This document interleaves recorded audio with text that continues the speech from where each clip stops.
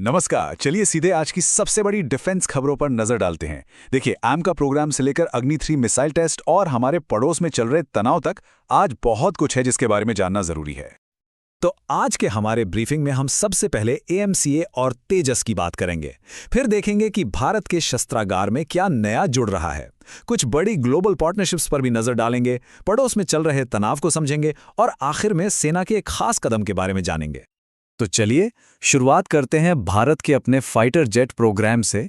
यहाँ दो बड़े प्रोजेक्ट्स हैं जिन पर इस वक्त सबकी नजर टिकी हुई है। तो सबसे बड़ा सवाल जो आजकल डिफेंस सर्कल्स में घूम रहा है वो ये है कि क्या हिंदुस्तान एरोनॉटिक्स लिमिटेड यानी HAL भारत के सबसे ambitious 5th generation fighter jet programme AMCA से बाहर हो गया है। हाल में आई कुछ खबरों ने इस चर्चा को काफी हवा दी है। अब देखिए, इस पर जो ऑफिशियल बयान आया है वो कहानी को थोड़ा और साफ करता है। HAL के चेयरमैन DK सुनील का कहना है कि HAL इस रेस से बाहर नहीं हुआ है, बल्कि वो एक अलग स्टेज के लिए तैयारी कर रहा है। इसे ठीक से समझने के लिए MCA प्रोग्राम को दो हिस्सों में देखना होगा। पहला हिस्सा जो अभी चल रहा है वो है प्रोटोटाइप बनाने का। खबरों के मुताबिक HAL इस फेज के लिए शॉर्टलिस्ट नहीं हुआ, लेकिन असली खेल तो शुरू होगा 2035 के बाद, जब इसका मास प्रोडक्शन यानी बड़े पैमाने पर निर्माण होगा और HAL उसी लाइसेंस मैन्युफैक्चरिंग के लिए एक नई बोली लगाएगा। तो कहानी अभी खत्म नहीं हुई है। अच्छा, AMCA की बात तो हो गई, अब आते हैं तेजस पर। यहाँ भी एक छोटा सा अपडेट है। तेजस मार्क 1A का पहला बैच जो मार्च तक आना था, अब उसकी उम्मीद जून या जुलाई में की जा रही है। तो हाँ, प्रोग्राम में थोड़ी देरी जरूर देखने को मिल रही है। चलिए अब देखते हैं कि जमीन पर भारत अपनी ताकत कैसे बढ़ा रहा है, कुछ नए राडार और एक जरूरी मिसाइल टेस्ट के साथ।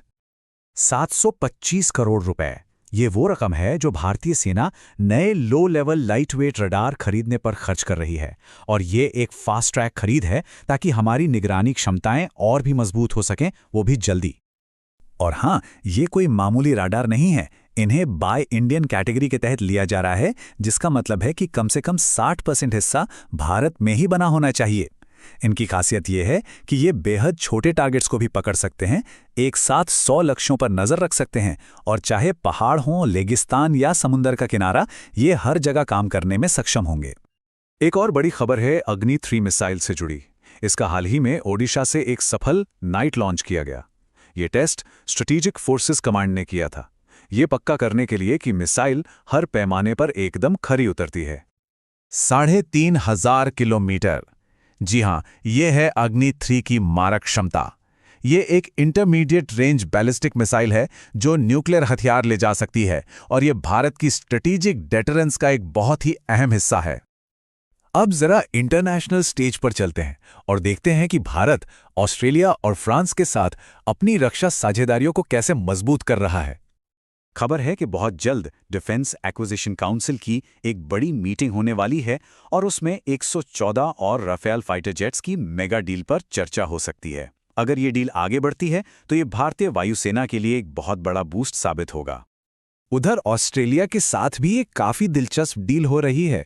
एक ऑस्ट्रेलियन कंपनी AII और भारत की एपोजी एरोस्पेस मिलकर एम्फीबियस एयरक्राफ्ट बना रही हैं। एपोजी ने 3,500 करोड़ रुपए के 15 विमानों का ऑर्डर भी दे दिया है, और सबसे अच्छी बात यह है कि एपोजी भारत ने ही 500 करोड़ रुपए का निवेश करके इनकी मैन्युफैक्चरिंग यूनिट लगाएगी। उम्मीद है कि पहला विमान अगले 18 से 24 महीनों में तैयार हो जाएगा। अब आते हैं हमारे सबसे पेचीदा सेक्शन पर, क्षेत्रीय तनाव और जियोपॉलिटिक्स। यहां हम सिर्फ उन खबरों पर नजर डालेंगे जो हमें सोर्स मटेरियल से मिली है, पूरी तरह से न्यूट्रल रहते हुए। अमेरिका और चीन के बीच न्यूक्लियर हथियारों को लेकर तनाव बढ़ता हुआ दिख रहा है।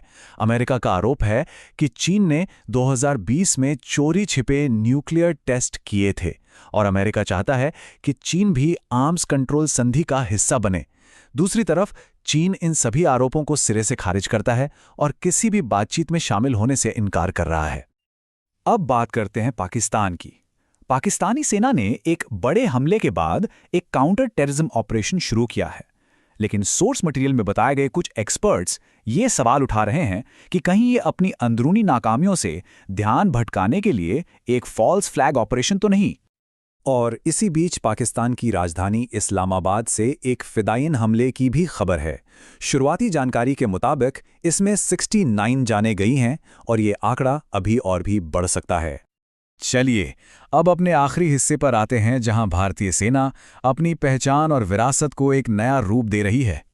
ये एक बहुत बड़ा कदम है। भारतीय सेना ने औपनिवेशिक यानी कॉलोनियल दौर के नामों को बदलने का फैसला किया है। और ये कोई छोटी मोटी पहल नहीं है।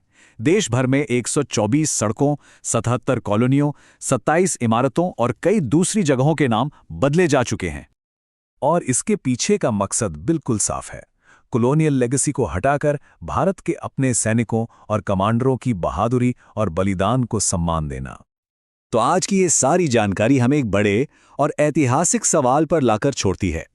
वो कौन सा देश था जिसने पहली बार किसी दूसरे देश के खिलाफ परमाणु बम का इस्तेमाल किया था?